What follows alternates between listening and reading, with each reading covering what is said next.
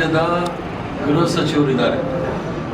ಕಾನೂನಿನ ಚೌಕಟ್ಟಿನಲ್ಲಿ, ಸಂವಿಧಾನದ ಚೌಕಟ್ಟಿನಲ್ಲಿ ಅವರು ಕಾರ್ಯಪ್ರವೃತ್ತರಾಗಿದ್ದಾರೆ. ಅವರು ರಾಜ್ಯದ ಮಂತ್ರಿಯಾಗಿ ಪ್ರಮಾಣ ವಚನ ಸ್ವೀಕಾರ ಮಾಡುವಾಗ ಸಂವಿಧಾನದ ಅಡಿಯಲ್ಲಿ ಅವರು ಪ್ರಮಾಣ ವಚನವನ್ನು ಸ್ವೀಕಾರ ಮಾಡಿದ್ದಾರೆ. ಈ ರಾಷ್ಟ್ರ 1947ನೇ ಇಸ್ವಿಯ ನಂತರ ಮತ್ತು 1950ನೇ ಇಸ್ವಿ 26 ನವೆಂಬರ್ ನಂತರ ಈ ರಾಷ್ಟ್ರದಲ್ಲಿ ಎಲ್ಲ ಚಟುವಟಿಕೆಗಳು ಸಹ ಸಂವಿಧಾನದ ಚೌಕಟ್ಟಿನಲ್ಲಿ ನಡಿಬೇಕಾಗಿರ್ತಕ್ಕಂಥದ್ದು. ಅದು ನಾವೇ ಅರ್ಪಿಸ್ಕೊಂಡಿರ್ತಕ್ಕಂಥ ಸಂವಿಧಾನದ ಮೂಲಕ ಮಾಡಬೇಕಾಗಿದೆ. ಯಾವುದಾದ್ರೂ ಸಂಘಟನೆ ಸಾರ್ವಜನಿಕವಾಗಿ ಏನಾದರೂ ಕಾರ್ಯಪ್ರವೃತ್ತರಾಗಬೇಕಾದ್ರೆ ಅವರು ಸಂಘಟನೆಯನ್ನು ನೋಂದಾಯಿಸಬೇಕಾಗುತ್ತೆ. ಸಂಘಟನೆಯನ್ನು ನೋಂದಾಯಿಸದೆ ಸಂಘಟನೆಯಲ್ಲಿ ಯಾವ ಸದಸ್ಯರು ಯಾರ್ಯಾರು ಅನ್ನೋದು ಗೊತ್ತಾಗೋದಿಲ್ಲ.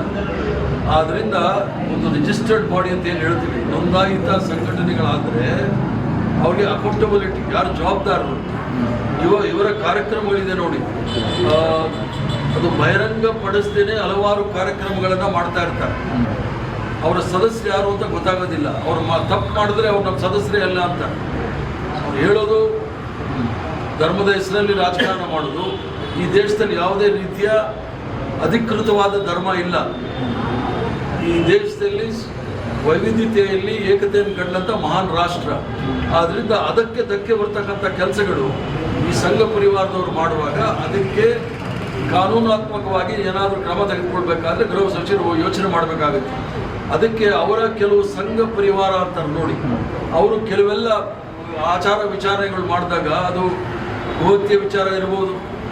ಈಗ ಯಾರೋ ಹೇಳಿದ್ದಾರೆ, ಗೋವಿನ ನೀವು ರಾಷ್ಟ್ರ ಪ್ರಾಣಿಯಾಗಿ ಘೋಷಣೆ ಮಾಡಿ ಅಂತ ಅದನ್ನು ಮಾಡೋದಿಲ್ಲ.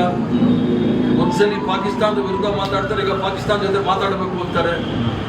ಅವ್ರಿಗೆ ಲಂಗು ಲಗಾಮಿಲ್ಲದೆ ಇರ್ತಕ್ಕಂಥ ಮಾತಾಡ್ತಾ ಇರುವಾಗ ಅವ್ರಿಗೆ ಸರಿಯಾದ ದಾರಿನಲ್ಲಿ ಕಾನೂನಿನ ಚೌಕಟ್ಟಿನಲ್ಲಿ, ಸಂವಿಧಾನದ ಚೌಕಟ್ಟಿನಲ್ಲಿ ಮಾತಾಡಿ ಅನ್ನೋ ಉದ್ದೇಶದಿಂದ ನಮ್ಮ ಪ್ರಿಯಾಂಕ್ ಖರ್ಗೆ ಅವರು ಗೃಹ ಸಚಿವರು ಹೇಳಿದ್ದಾರೆ. ತಪ್ಪೇನಿಲ್ಲ ಸರ್. 100 ವರ್ಷ ಆಗಿದೆ RSSಗೆ.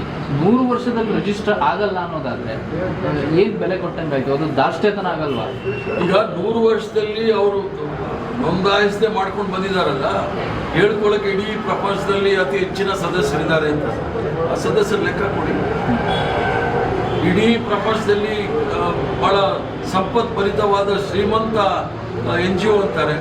ಎಲ್ಲಿಂದ ಹಣ ಬಂದಿದೆ ಅಂತ ಹೇಳಿ, ಹಣ ಎಲ್ಲಿ ಖರ್ಚು ಮಾಡ್ತಾ ಇದ್ದಾರೆ ಅಂತ ಹೇಳಿ, ಅದು ದೇಶ ಸೇವೆನಾ, ಜನಸಾಮಾನ್ಯರ ಸೇವೆನಾ, ಅಥವಾ ಇವ್ರ ಸೇವೆನಾ ಎಲ್ಲ ಬೇಕಲ್ಲ.